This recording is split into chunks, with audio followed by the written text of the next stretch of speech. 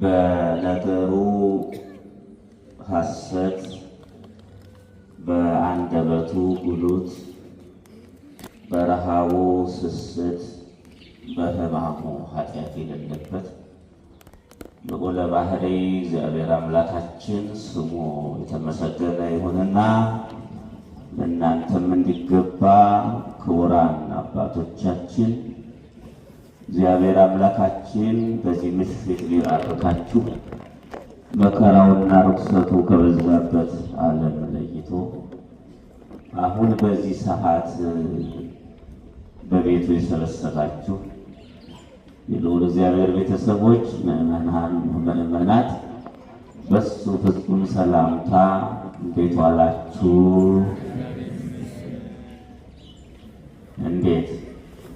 እንዴት ዋላችሁ?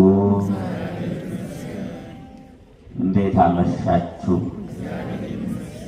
እንኳን አደረሳችሁ።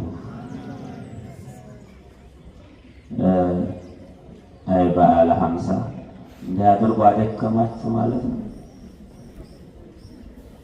በጣም የደከማችሁ የዋላችሁ በሰላምም ወደ ቤቱ መጣችሁ እንዴት ዋላችሁ ሲሏችሁ ያላለም አለ የረሳው መዋሉን ያላስታወሰ።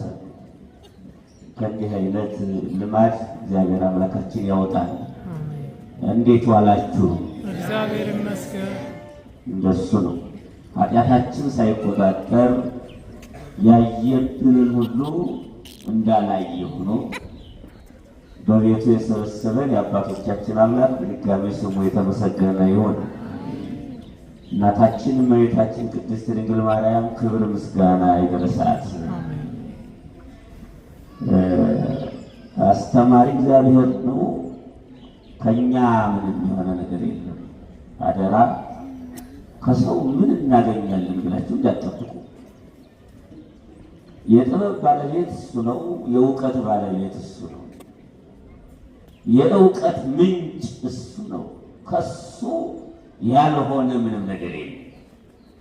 እኛ ያለሱ ባዶዎች ነን እና አምላካችን በቸርነቱ በመካከላችን ሆኖ ለእኔም ለእናንተም የሚበጀው እንዲያስተላልፍልን ቅዱስ ፈቃዱ ይሁንልን።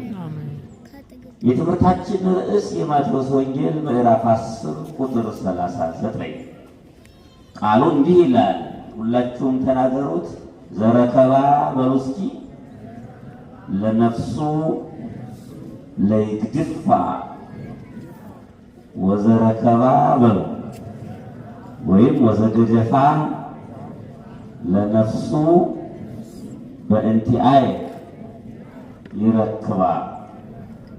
ወደ አማርኛው ስነድ ነፍሱን ያገኘ በሉ እስኪ ይጣላት። ስለኔ ነፍሱን የጣለ ያገኛታል። ክብር ምስጋና ይሁንልን ለቃሉ ባለቤት እግዚአብሔር አምላካችን። የትምህርታችን ርዕስ ይህ ነው። መሰረታዊ ዓላማው በሰውነቱ በዚህ ዓለም ሲኖር ልዩ ልዩ ጸዋትወ መከራ ቢደርስበት በእኔ እስካመነ ድረስ የክብር ክብር ያገኛል የሚለውን አምላካዊ ቃል አጉልቶ ማሳየት ነው። ዘረከባ ለነፍሱ ለይከባ ማለት በተፈጥሮ የተሰጠችውን ሰውነቱን በጥምቀት በሃይማኖት ያስቀምጣት ማለት ነው። የሰማችሁ ነው። በተፈጥሮ ያገኛትን በአርአያ ሥላሴ የተፈጠረ ሰው ሁሉ በ40 በ80 ቀን ልጅነትን አግኝቶ በሃይማኖት ጸንቶ ይኑር ማለት ነው። ነፍሱን ያገኘ ማለት ይሄ ነው ማለት ነው። ነፍሱን ስለኔ የጣለ ማለት ያወጣ ማለት ነፍስ ያጠፋ ማለት አይደለም። እንድናስተውል ያስፈልጋል። በሃይማኖት በጥምቀት ያገኛት ሰውነቱን በገራይተ መስቀል ያስቀምጣት ማለት ነው። ሌላ የሰማችሁ ነው። ገራይተ መስቀል ማለት መከራ ማለት ነው። በዚያ ያስቀመጣት ብርት ጽድቅ ሆና ያገኛታል ማለት ነው። የተከበራችሁ ምዕመናን ስለ ሃይማኖታችን ብለን ዛሬ የመከራ ባለቤቶች ከሆን ኋላ የክብር ክብር የሚሰጠን መሆኑን ለማሳየት ዛሬ በሰውነቱ 27 ዓመት ሙሉ ተጋድሎውን ጨርሶ የክብር ክብር ያገኘውን ቅዱስ ጊዮርጊስን ለማየት ስለፈለጉ ቅዱስ ጊዮርጊስ ሁላችሁም እንደምታውቁት ዛሬ ተጋድሎውን የፈጸመበት ቀን ነው። ምኑን የፈጸመበት አልኳችሁ? ተጋድሎ ሩጫውን የጨረሰበት እድሜው 27 ዓመት ነው። በ27 ዓመት ግን ያልሆነው የለም። እኔ በጣም ይገርመኛል። የ60 ዓመት ባልቴት አይሆኑትን በምትሆንበት ዓለም 27 ዓመት ይህንን አድርጓል ብሎ የቅዱስ ጊዮርጊስን ታሪክ መናገር ተቀባይነት ይኖረው ይሆን እያልኩ ደነግጣለሁ። ጊዮርጊስ የስሙን ትርጓሜ ገና ስንመለከተው ጊዮርጊስ ማለት ኮከብ ማለት ነው። ምን ማለት ነው? ኮከብ ወይም ፀሐይ ማለት ነው። የታሪክ መዛግብት ስታነቡ ቶማስስ ዘልዳ ይላል። ስሙ ሰዎች ተሰብስበው በግላቸው ሀሳብ የግላቸውን ሀሳብ አንጸባርቀው ፀሐይ መባል ይገባዋል ብለው የሰጡ ስም አይደለም። ታስተውላላችሁ። ሁልጊዜ ስራ የሌለውን ሰው እንዳለው አድርገው ስም የሚሰጡ ሰዎች አሉ። እንደዚህ አይደለም የቅዱስ ጊዮርጊስ። የዚህ ዓለም ስም አጠራር በጣም ይገርመኛል። ለሀገር ያልተመቸ፣ ለሰፈር ያልተመቸ፣ ለጎረቤት ያልተመቸ ሰው ሰሎሞን፣ ሰላም እየተባለ ይጠራል። ምንም አይነት ምቾት የሌለው ለእግዚአብሔር ያልተመቸ፣ ለሰው ያልተመቸ ቅዱስ ጊዮርጊስ ግን ፀሐይ ሲባል ሰዎች ዝም ብለው የሰጡት አይደለም። በጨለማው ዓለም የሚንቀሳቀሱ ጨለምተኞች አላውያን ነገሥታትና መሳፍንት ባሉበት ዘመን የሃይማኖት ብርሃን የተገኘ ስለሆነ ቶማስ ዘልዳ ተብሎ ተሰይሟል። ክብር ምስጋና ለዚህ ታላቅ ሰማዕት ይሆንልን። እግዚአብሔርን አመስግኑት። የስሙ ትርጓሜ ብዙ ትርጉም አለው። ሐረገወይን ይባላል። ወደ ዋናው ታሪክ ለመሳብ የስሙ ትርጓሜ እንዴት አይነት ትርጓሜ።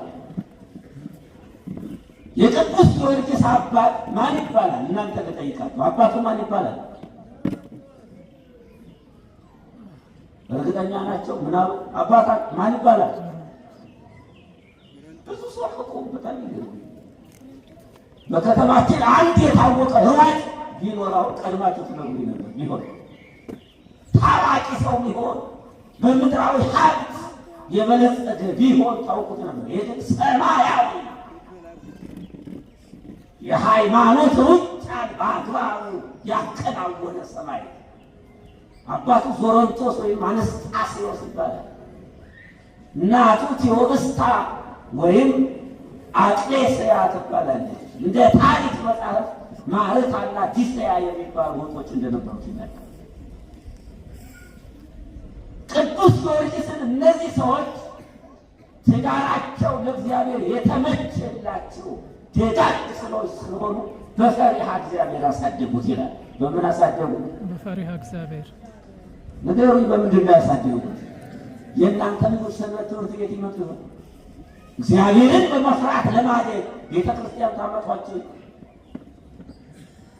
መጽሐፈ ምሳሌ ምዕራፍ 22 ላይ ልጅህን በሚሄድበት መንገድ ምራው፣ ከሸመገለ በኋላ ፈቀቅ አይል።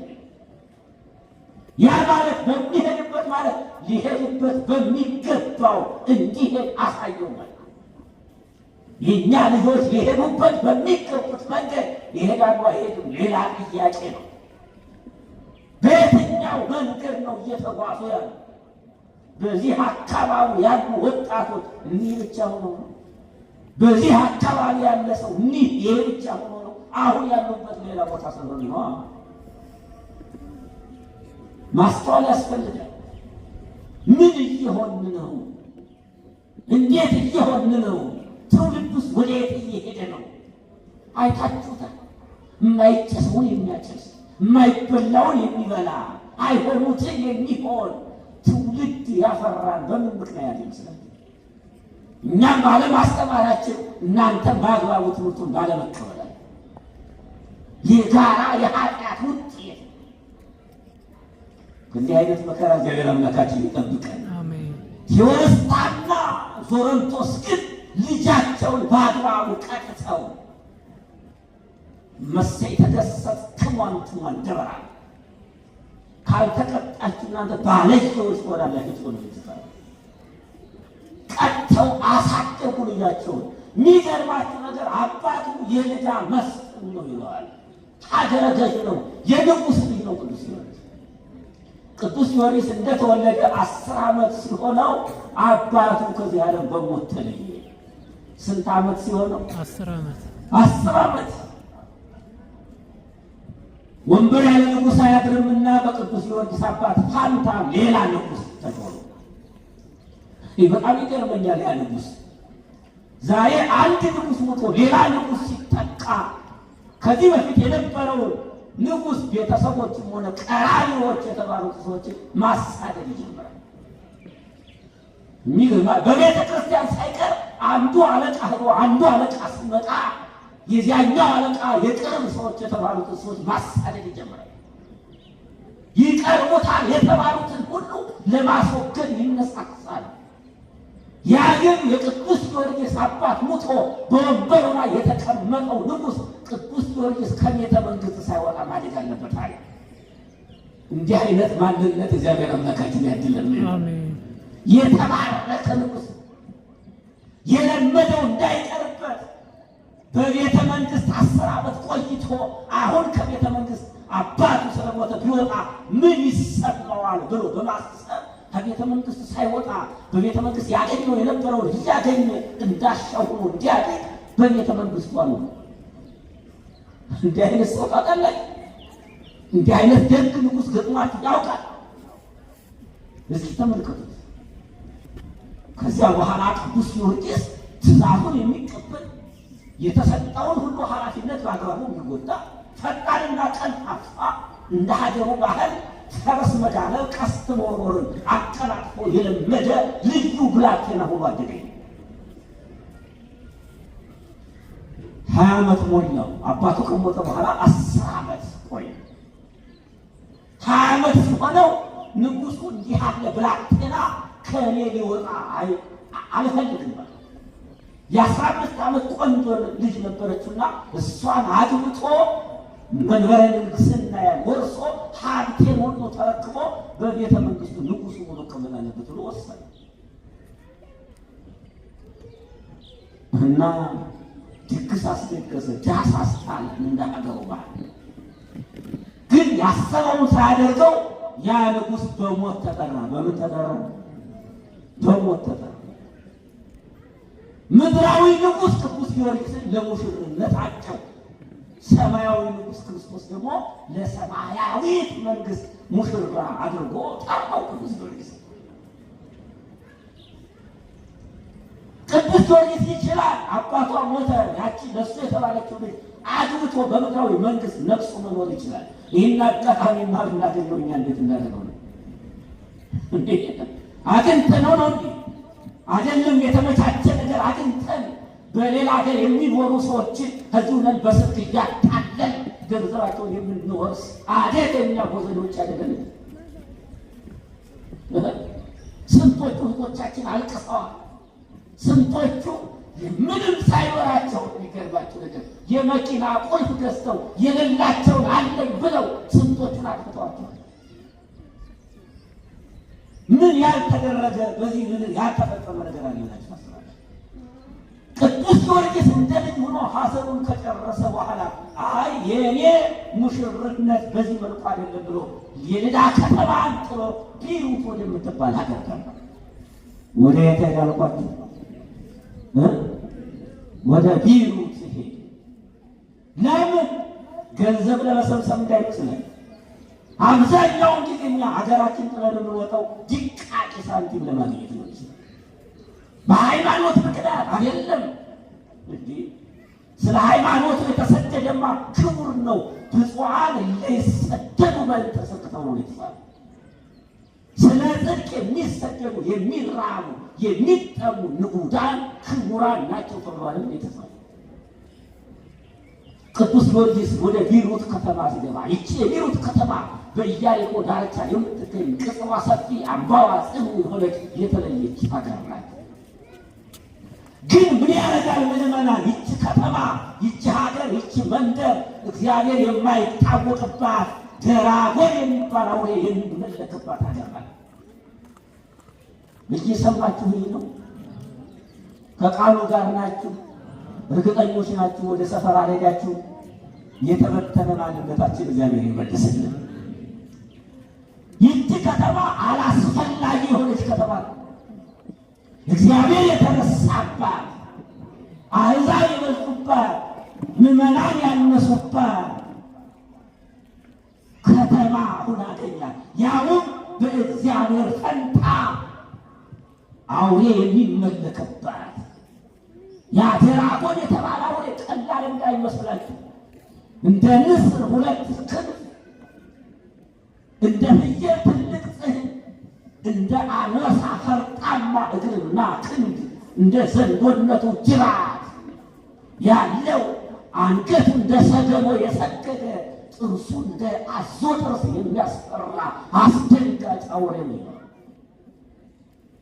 ይህ አውሬ ሲርበው በሰማይ ያሉ አዕዋፋትን፣ በባሕር ያሉ ተሐዋስያንን፣ በዱር ያሉ እንስሳት አራዊትን በእስትንፋሱ እየሳበ የሚበላ አደገኛ አውሬ ሲሆን ግን አምላክ ብለው ይዘናጉለት ነበር ይላል።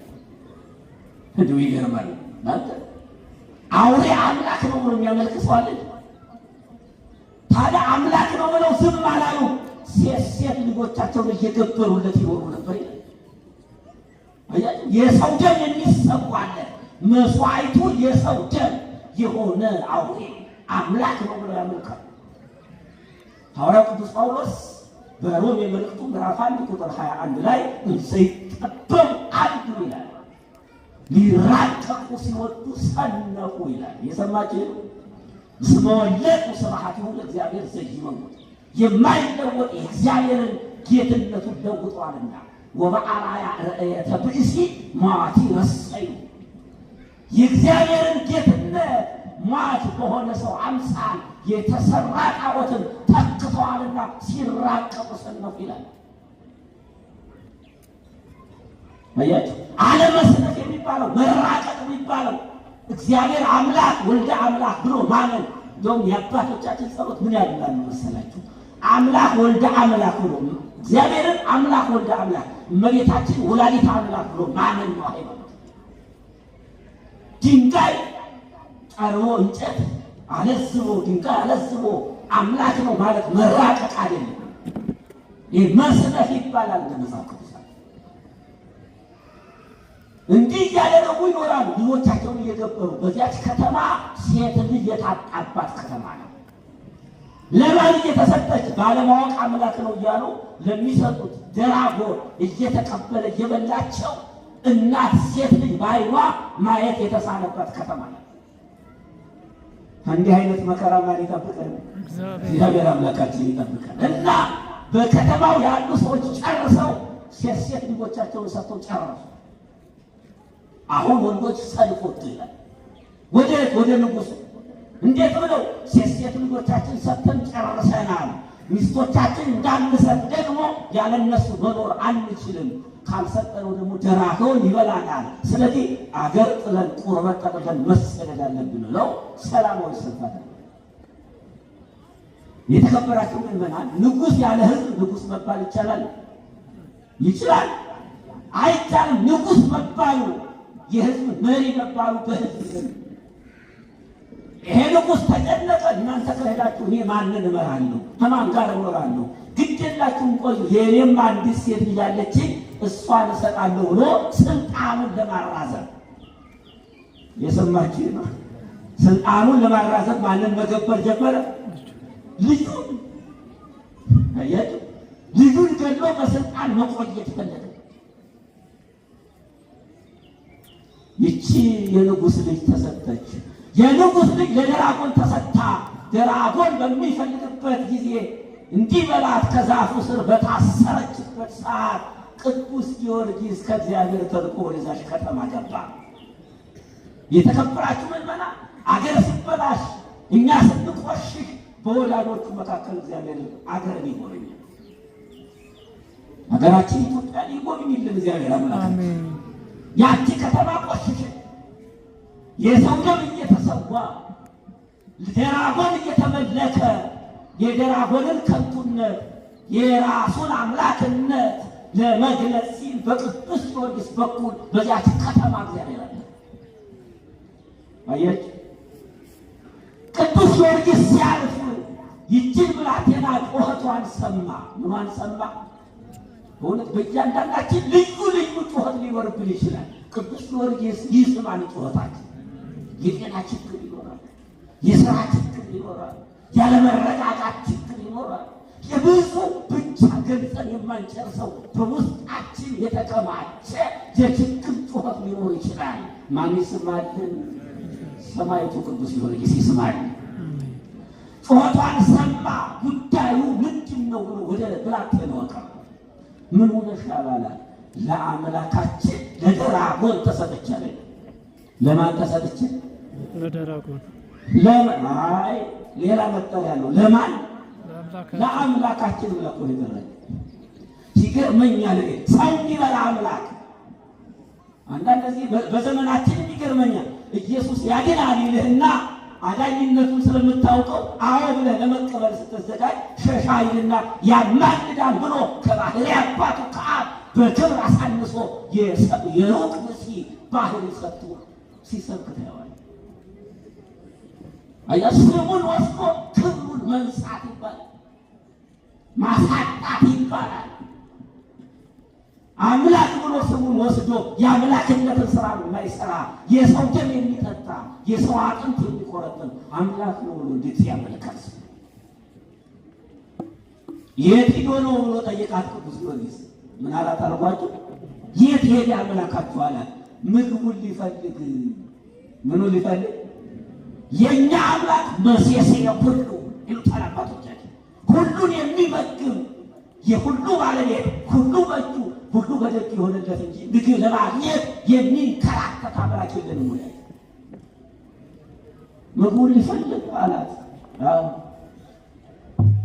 ይልቁንስ አለችው ይህች ብላቴና፣ አያችኋት፣ ከመጣ አንተንም እንዳይበላ ዘወር ብለህ ቆይ አለችው። ቅዱስ ጊዮርጊስ ምን አላት መሰላችሁ? እኔ ምን አቅም አለኝ? እየሰማችሁ ነው? እኔ ምን አቅም አለኝ? እኔ ጋር ያለው ግን እሱ ያሸንፈዋል አለ። ቅዱስ ጊዮርጊስ ጋር ያለው ማን ነው? ንገሩኛ። ማን ነው ቅዱስ ጊዮርጊስ ጋር ያለው? እግዚአብሔርን አመስግኑት። ታዲያ ለካ ቅዱስ ጊዮርጊስ ማንን ተሸክሞ ነው የወረደው? እግዚአብሔርን በጫንቃው ተሸክሞ ነው የወረደው። እግዚአብሔርን ይዞ ሰው እግዚአብሔርን ይዞ ከተጓዘ የሚያስፈራው ነገር የለው። እይፈርሆ ለእኩይ እስመ አንተ ምስሌ ነቢይ እግዚአብሔር አንተ ከኔ ጋር ነህና ክፉን አልፈራም። መኒ ሆርኩ ማእከለ ጽላሎት ሞት ያለበት በሞት ጥላ መካከል እንኳን ብሆን አንተ ከኔ ጋር ነህና ምንን አልፈራም አለ? ክፉን አልፈራም አለ። ከኔ ጋር ያለው ያሸንፈዋል ብሎ ይህን እየተነጋገሩ ያ ድራጎን ምድርን እያናወጠ መጣ ይላል። ቅዱስ ጊዮርጊስንም ከነፈረሱ ውጠው አፉን ከፈተ ይላል። ቅዱስ ጊዮርጊስ እንዲህ አለ፣ በስመ አብ ወወልድ ወመንፈስ ቅዱስ አሐዱ አምላክ ብሎ ስመ እግዚአብሔር ሲጠራ እንደ ጉም ተኖ እንደ ትቢያ በኖ ጠፋ ይላል። ክብርና ምስጋና ለአምላካችን ይሁንልን። በዚያ ከተማ የሰው ልጅን የጨረሰ ድራጎን ኃይሉ ተሰበረ፣ ደቀመ ይላል። ለዚህ ነው መዝሙረኛው ዳዊት በመዝሙር 43 ቁጥር 5 ላይ ብከን ወቆሙ ለኩሎሙ ጻረና ይላል። ጠላቶቻችን በአንተ አምነን ድል እናደርጋቸው። ወበስምከ ነሐስሮሙ ለእለቆሙ ላዕሌነ ያንተን ስም ጠርተን በአንተ ስም በእኛ ላይ የተነሱ ጠላቶቻችን ድል እናደርጋቸዋለን። ዘአኮ በቀስቴ የተአመን አባቶቻችን በአንተ ረድኤት በአንተ ኃይልነት እንጂ በፈረሳቸው አንገት በጦራቸው አንደበት ከነዓንን አልወረሱም። እኔም በአንተ ኃይል ጠላቶችን ድል አደርጋለሁ ይላል ነቢየ እግዚአብሔር ዳዊት ለቅዱስ ጊዮርጊስ ቀርቦ እየተናገረ።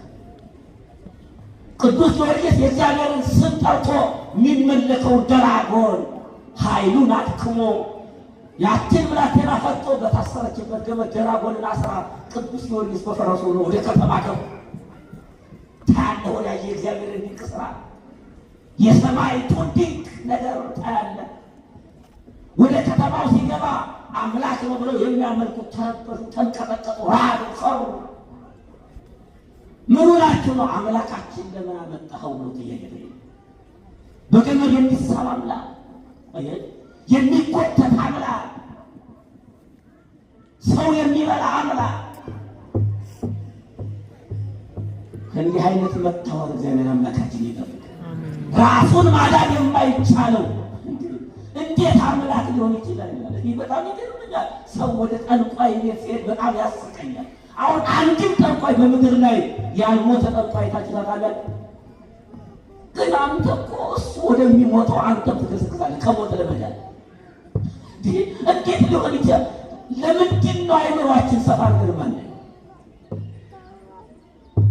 ጤና ስታጣ ወደ ጠንቋይ፣ ልጅ ስታጣ ወደ ጠንቋይ፣ ሀብት ስታጣ ወደ ጠንቋይ? እንዴት? የሀብት ባለቤት ማን ሆኖ? ልጅን ጸጋ አድርጎ የሚሰጥ ማን ሆኖ?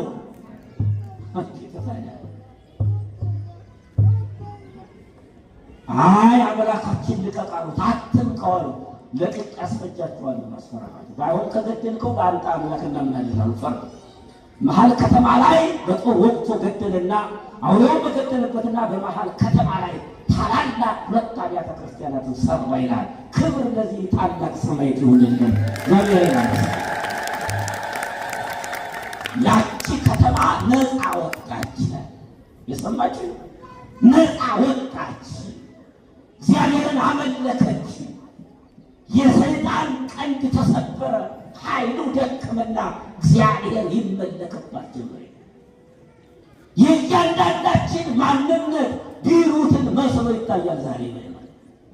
ኃጢአት ሰፍኖበት፣ ዝሙት ነግሶበት፣ ዘረኝነት ቆልፎ ይዞ የሴራ ትምትም ዙሪያውን ጠልፎ ይዞ ተቸግረን ይገኛል። በዚህ ከተማ ማን ይግባ? በሰውነታችን ከተማ ማን ይግባ? እግዚአብሔር ይንገስበት። ምዕመናን ቅዱስ ጊዮርጊስ ይህችን ከተማ ነፃ ካወጣ በኋላ በዚያ ዘመን የፋርሱ ንጉሥ ዱድያኖስ 70 ነገሥታትን 70 ጣዖታትን አቁሞ ይሰግድ ያሰግድ በነበረበት ጊዜ ስለነበር ወደ ልዳ ተመልሶ የአባቱን ቤተ መንግሥት ወርሶ ለመቀመጥ ሰይፈ ጃግሬዎቹንና ብላቴኖቹን አስከትሎ ሲሄድ ቅዱስ ጊዮርጊስ ገና ከተማዋ ሲገባ ዱድያኖስ ለጣዖት ስገዱ፣ እግዚአብሔርን ካዱ የሚል አዋጅ ሲያስነግር ሰማ። ቅዱስ ጊዮርጊስ የያዘውን እጅ መንሻ ለነዳያን ሰጥቶ ብላቴኖቹን በትኖ በ70 ነገሥታት መካከል ያለምንም ፍርሃት ቁሞ አነ ውእቱ ክርስቲያናዊ ዘአምን በእግዚእ ኢየሱስ ክርስቶስ ብሎ ተናገረ። እኔ በጌታ በኢየሱስ ክርስቶስ የማምን ክርስቲያን ነኝ ብሎ በ70 ነገሥታት መካከል ድምፁን አሰማ። እንዲህ ተብሎ ተጽፏል። በትምህርታችን መነሻ በማቴዎስ 10 ላይ እንዲህ ተብሏል። ሁሉ ዘየአምን ብየ በቅድመ ሰብእ አነኒ አምኖ በቅድመ አቡየ ዘበሰማያት።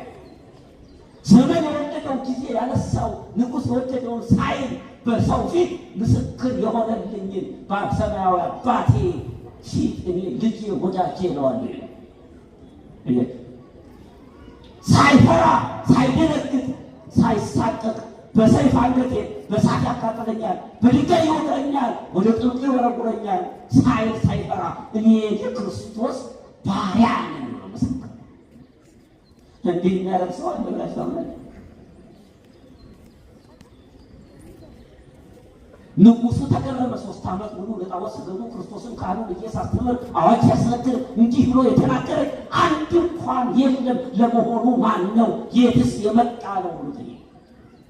አገር የት ነው? የት መጣ ብሎ ጠየቀው። እኔና አንተ ምን ህብረት አለንና አገሬን ስሜን ትጠይቀኛለህ? መልሰን ያውቁት የነበሩት የዚህ ከተማ መስፍን የነበረው የንጉሱ ዞሮንቶስ ልጅ ነው ብሎ ለንጉሱ ነገር አንተማ የኛ ነው ብሎ ወሄጦ ይላል በነገር ነው ብሎ አታለለው። በ10 አህጉር ላይ እሾመሃለሁ አለ። በስንት አህጉር ላይ? ወዳጅ አይደለም በ10 አህጉር ላይ እሾመሃለሁ ተብለህ ለድቃቄ ሳንቲም ማለት ሃይማኖት የምትቀይር ለ45 ኪሎ ጤፍ እኮ ሃይማኖቱን የቀየረ ሰው አውቃለሁ።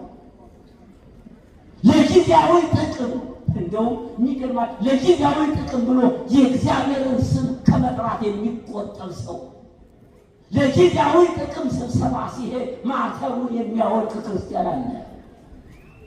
ኦርቶዶክስ መባል የሚያሳፍረው እንዴት ሊያሳፍር ይችላል? የሚገርማችሁ ነገር ኦርቶዶክስ መባልን እኮ ሕገ መንግሥት አይነቅፈው። ሃይማኖትን እኮ አክብሮ በእያንዳንዱ ያለ እንዴት ታፍርበታል? ያሳፍራል እንዴ? ያስነቅፋል እንዴ? ማተብ ስላሰረ ከምን ትገለላለህ? ከስራት አትገለልም። ለምን? እንዴት ታፍራለህ? እንዲህ ይባላለሁ ብሎ ተጨንቆ የሚገርማችሁ ነገር በጾም ቀን እንኳን ይሄድና ማለት ነው 4 ሰዓት መቼስ የውጭ ባህል ሆነ የለ 4 ሰዓት ላይ የሻሂ የቁርስ ሰዓት ሲባል አይ ተለይቼ ኦርቶዶክስ ነኝ ብዬ ከምቆይ አብሬ ላድርገው ብሎ ጾም ሽሮ የሚቀላቀል ሰው አይደል? ደግሞ የሚጠቀስ ጥቅስ አለ። ጥራዝ ነጠቅ ጥቅስ ኩን ከማሆኑ ይላል። እንዴ ኩን ከማሆኑ ማለት ወዳጅ ምን ማለት ነው? ይተረጎማል፣ ይመሰጠራል። ኩን ከማሆኑ ማለት እንዴ ከሃዲ ከሆነው ጋር ከሃዲውን ማለት ነው። ጾም የሚሽረው ጋር ጾም ሻር ማለት ነው አይደለም። እንደዛ ማለት አይደለም። አሁን ጊዜው ስላልሆነ ቅዱስ ጊዮርጊስ እንዲህ አይደለም መሰከረ። እኔ እንዲህ ነኛል ያንተ ሹመተ ሽልማት ለራስህ ይሁንልህ። አንሰይ ክህኖ ለእግዚእ ኢየሱስ ክርስቶስ ወይሰግድ ለአማልክቲከ ርኩሳን ራሳቸውን ማዳን ለማይችሉ በእጅ ሰርተ በቃል ሐዘል አቆምካቸው ጣዖታትና ላንተ አልሰግድም ብለዋል ነው። የሰማችሁ ምን ይጠብቀው ይመስላችሁ? የንጉሱን ትእዛዝ ባይፈጽም ምን ይጠብቀዋል ማለት ነው? ለዚህ እኮ ነው ዘረከባለ ነፍሱ ይግፋ በጥምቀት በሃይማኖት ያገኛል ሰውነቱን በግራይተ መስቀል ጣላት ማለት ነው። ቅዱስ ጊዮርጊስ ታሰረና እንጨት ላይ ተሰቅሎ ስጋውን በመቃጠን አስተፈተፈው ይላል። አይከብድም? እስኪ አይምሯችሁን አስቀምጡት። አስተፈተፈው። ረጃጅም ችንካሮችን አዘጋጅቶ የብረት ጫማዎችን አጫምቶ ገስግሳ ነው ቅዱስ ጊዮርጊስ። እኛ ችንካሮች እግሩን በሳስተው ወጡ። ደሙ እንደ ውሃ ፈሰሰ። አጥንቱ ደቀቀ። መቆም አቅቶት አጎንብሶ ሄደ። ሰላም ለመክየዲከ በአሳይነ ሐጺን ዘተጽረ እስከ ነሆርከ ትቱተ ሶበስንን ከሰየነ ይላል። ቆሞ መሄድ አቅቶት አጎንብሶ ተመክቦ መዳህ ጀመረ ይላል። እግዚአብሔር ቸር ነውና አላውያን ነገሥታት እንዲያረጉ ቅዱስ ሚካኤል ልኮ ቁስሉን ፈወሰው ይላል። አመስግን እግዚአብሔርን። ፈወሰው። ቅዱስ ጊዮርጊስ መከራው እየጸና መጥቷል። ይበቃኛል፣ እንዴት ሊሆን ነው ደግሞ ይመጣ ይሆን አላለም። ቅዱስ ጊዮርጊስ አንድ ዓላማ አለው። መከራው አላሳቀቀው፣ መከራው አላስደነገጠው። አንድ ነገር እግዚአብሔርን ጠየቀው። ኦኬ ኢየሱስ ክርስቶስ የተሰዳ ለነፍሴ እስካስታፍሮ ለዝንቱ ነው። አምላክ ኢየሱስ ክርስቶስ ነው ይሄንን አላዊ ንጉሥ የጣዖቱን ከንቱነት ያንተን አምላክነት ሳላሳውቀው ነፍሴን እንዳትወስዳት አለ። የሰማችሁ እንዲህ ብሎ ጠየቀና ያ ጠይቄዋለሁ ወዳለው ንጉሥ ሄዶ ህፈር አምላክ አዳነኝ። የባስ ብሎ በሰባ ችንካር ቸንክሮ አናቱን በመዶሻ አስቀጥቅጦ በእሳት አቃጥሎ ረጃጅም ድንጋዮችን ሆዱ ላይ አስሮ እንዲያንከባልሉት አደረገ። ቅዱስ ጊዮርጊስ ምን ማለት ነው? ይሙት ብለው ዝግ ቤት ሄደው ዘግተውበት በመንፈቀ ሌሊት ባለቤቱ መጣና የተዘጋውን ቤት ከፍቶ እስራቱን ፈትቶ ቅዱስ ጊዮርጊስን ስለ ስሜ 6 ዓመት ትጋደላለህ፣ ገና 3 ጊዜ ሙተህ ተነስተህ በ4ኛው ታርፋለህ አለው። አመስግኑት እግዚአብሔርን። ክብር ተሰጠ። ቅዱስ ጊዮርጊስ ሊሞት አልቻለም። ምን ተደረገ መሰላችሁ? ቅዱስ ጊዮርጊስ ከዛ በኋላ በጣም በሚገርም ሁኔታ በመንኮራኩር ተፈጭቶ ምድር ተቆፍሮ እዚያ ውስጥ እንዲከተት ተደረገ። እግዚአብሔር መጣና አሁንም ከተቀበረበት አስነሳ። ዲዮቅልጥያኖስ ሆኖ መጣ። ታሪኩን እኛ ሰማይና ምድር ብራና ውቅያኖስ ቀለም ቢሆን ምንም የቅዱስ ጊዮርጊስን ክብር መግለጽ ታሪክ መናገር አይቻልም። ባጭራቸው ነው ምንናል። ንጉሱ የሚሆነውን አጣ። ጊዮርጊስን ለማጥፋት ያላደረገው ነገር የለም። ከዚህ በኋላ በመንኮራኩር አስፈጨው፣ በመቃብር አስተፈተፈው፣ በጅንካር አስቸነከረው፣ ጉድጓድ ውስጥ ቀበረው። ቅዱስ ጊዮርጊስ የተነሳ እፈሪ ነው። ማን ከሱ ጋር ስላለ ነው። እግዚአብሔርን ማሸነፍ አይቻልም ወዳጄ። እንዴት ሊሆን ይችላል? እዚህ በኋላ ጠንቋይ ፍለጋ ጀመረ ንጉሥ። አዋጅ አወጀ በከተማው። ቅዱስ ጊዮርጊስን የሚያጠፋልኝ ካለ ቤቱ በወርቅ ይሸለማል፣ የንጉሥ ወዳጅ እንጂ ነው ተብሎ በከተማው ይነገርለታል የሚል አዋጅ አወጀ። አትናሴዎስ የሚባል አንድ ጠንቋይ መጥቶ እኔ ያደርገዋለሁ አለ። የሰማችሁ ነው። ይችል ይሆን? በእስራኤል ላይ ሟርት አይሰራም ጥሩ ተጽፏል። ዛሬ ስር የሚበጥሱ ቅጠል የሚበጥሱ ስር የሚቆፍሩ በሰው ላይ አላስፈላጊ ነገር የሚያደርጉ ሰዎች አይታጡም። እግዚአብሔር አምላካችን እጃቸውን የያዝልን። አይሰራም። ማመን አለብን። እኔ አደርገዋለሁ አለ በምታት። ዛሬ ሰው በምታት ተታሏል። ምን አድርገህ ታሳየኛለህ አለው። ንጉሥ ሆይ 1000 ዓመት ንገሥ፣ ጠላቴ ይደምሰስ፣ የፈለኩትን ማድረግ እችላለሁ። ምልክት ስጠኝ አለው። አንድ በሬ ፊቱ ላይ አቆመና አስማተ ሰይጣን ደግሞ ጆሮ ላይ ያልፎካፉበት በምታት በሬው ከሁለት ሲሰነጠቅ አየ። ልዩ ልዩ ነገሮችን በከተማው ታዩ ይሆናል፣ ግን እውነት አይደለም። ይህን ማመን አለ። እውነት የሆነ እንዲህ አይነት ነገር አይደለም። ንጉሡ አመነና ብዙ ገንዘብ ሰጥቶ ቅዱስ ጊዮርጊስን አቀረበለት።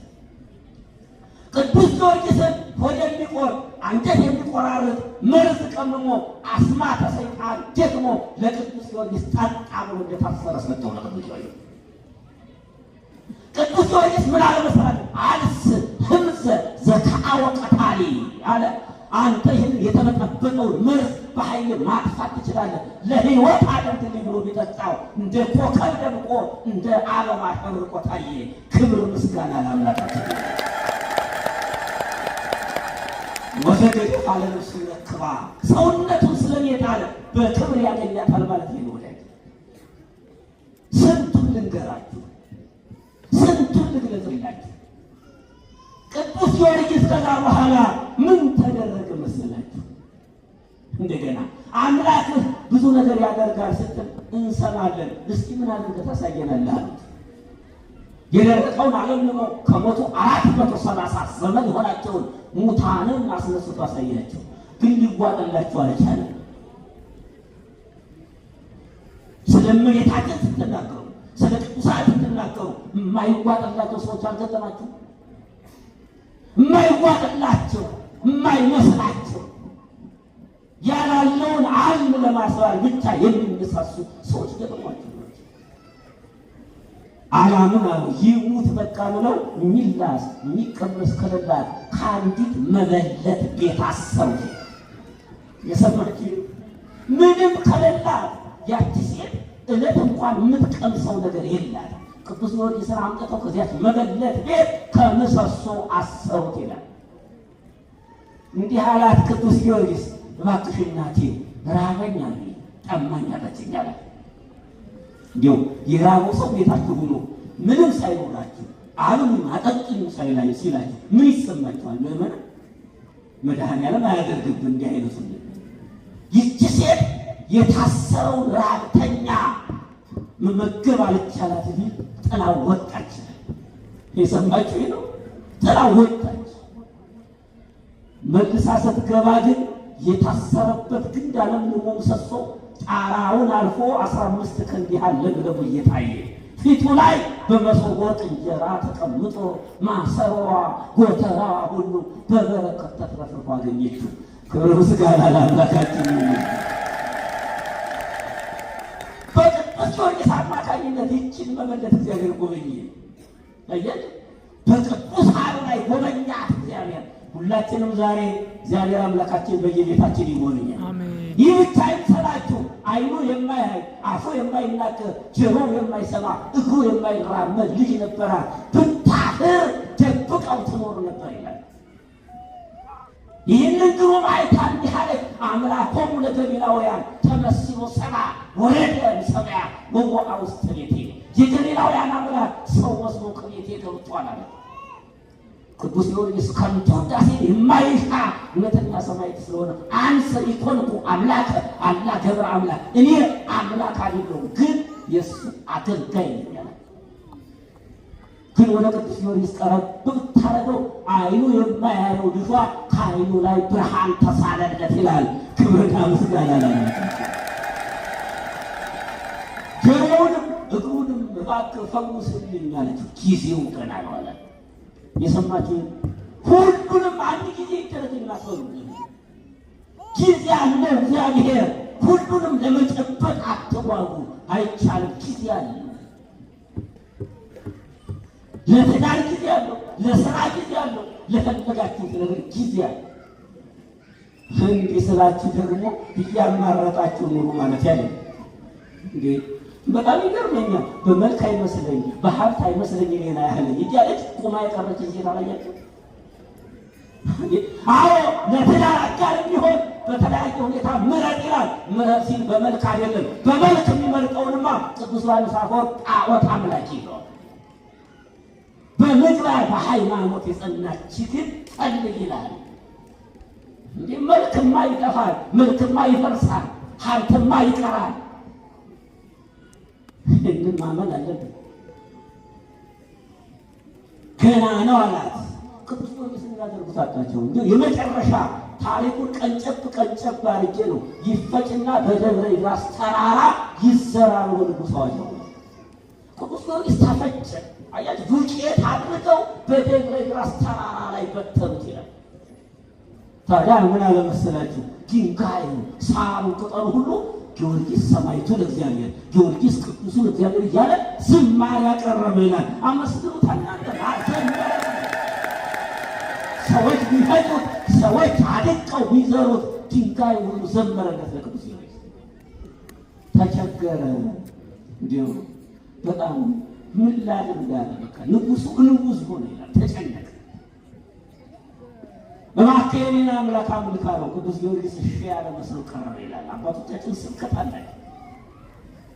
እሺ ያንተን አምላክ አመልክልሃለሁ አልቀረም። እንግዲያስ ይቅር በለኝ ያለ ንጉሱ አለና ወደ እልፍኝ አስገባው። ሌሊት ግን በእልፍኝ ውሎ ይጸልይ ነበረ። አምላኬ ሆይ ጥበቡን ስጠኝ፣ አምላኬ ሆይ ኃይል ሆነኝ፣ አምላኬ ሆይ እባክህ ኃይልህን በዚህ ሰው ላይ ግለጥ እያለ ይጸልይ ነበር። ሲጸልይ የንጉሱ ሚስት ሰማችና ምን ማለት ነው አለችው። እውነተኛው እግዚአብሔር ማለት ይሄን ነው አስተምሮ አሳመናት ይላል። ታዲያ ጠዋት ላይ አዋጅ ተነገረ። ቅዱስ ጊዮርጊስ ይህን ያህል ዘመን እምቢ ብሎ ቆይቶ አሁን ግን ንጉሱን መስሎ ለመኖር ተስማምቷል።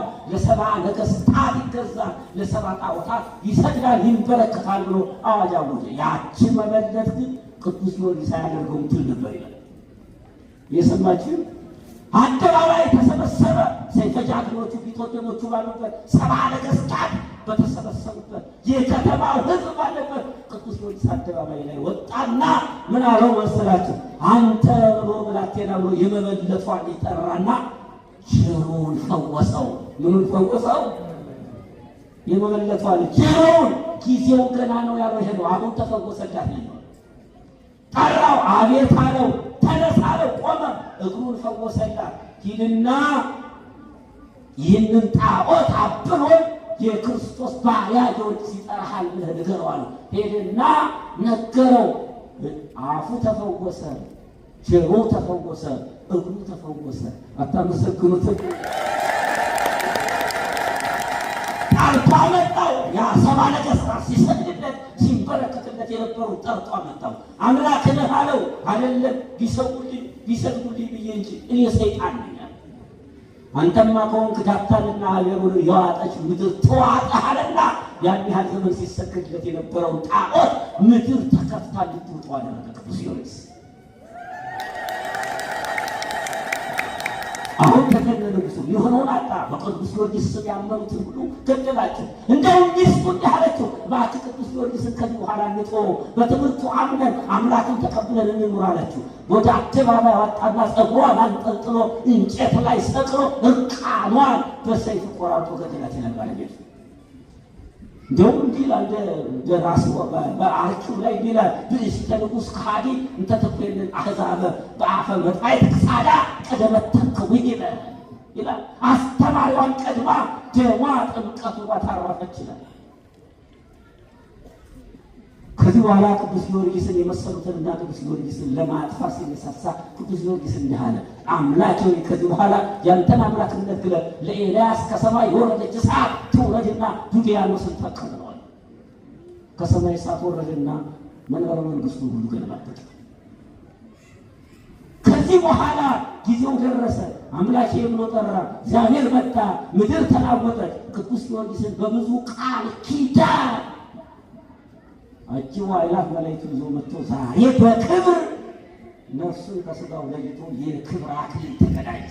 ስለ 7 ዓመት ተጋድሎ 7 አክሊልን ዛሬ ተቀዳጀ። ክብርና ምስጋና ለአምላካችን። ነፍሱን ስለ እኔ ሰውነቱን የጣለ በምን ያገኛታል? በክብር ያገኛታል። ቅዱስ ጊዮርጊስን የምናከብሩ ዛሬ ዝም ብለን አይምሰላችሁ። አያችሁ እንዲህ ነው። ታዲያ ምን እንማራለን ከቅዱስ ጊዮርጊስ? የእኛ ሰውነት የት ነው ያለ? የእኛ ማንነት የት ነው? የእኛ ሃይማኖት እንዴት ይገለጣል? በምን መልኩ ነው ያለ? መጸለይ ያስፈልጋል። ለሀገር ሰላም፣ ለሃይማኖታችን መጽናት፣ ለቤተ ክርስቲያን መጽናት፣ መጸለይ፣ መስገድ፣ መንበርከክ፣ በሃይማኖት መጽናት። ቅዱስ ጊዮርጊስን ምሰል ወዳጅ መምሰል ማለት ነው። ሐዋርያው ቅዱስ ጳውሎስ እኮ ተመሰሉ ለክርስቶስ በከማነ ተመሰልከው፣ እኔ ክርስቶስ እንደመሰልኩት እናንተም ምሰሉት ነው። ይሄን ዛሬ በዓል ይህንን ይመስላል። እግዚአብሔር አምላካችን ከቅዱስ ጊዮርጊስ በረከቱን ጸጋውን ክብሩን ያድለን። በተማርነው ትምህርት 30 60 100 ያማረ ፍሬ አፍርተን በኋላ ለተፈጠርንባት ዓላማ ለመንግሥተ ሰማያት የበቃን እንድንሆን እግዚአብሔር አምላካችን ይፍቀድልን። ያስተማረን የገሰጸን የመከረን የአባቶቻችን አምላክ ስሙ የተመሰገነ ይሁን። ወስብሐት ለእግዚአብሔር ወለወላዲቱ ድንግል ወለመስቀሉ ክቡር።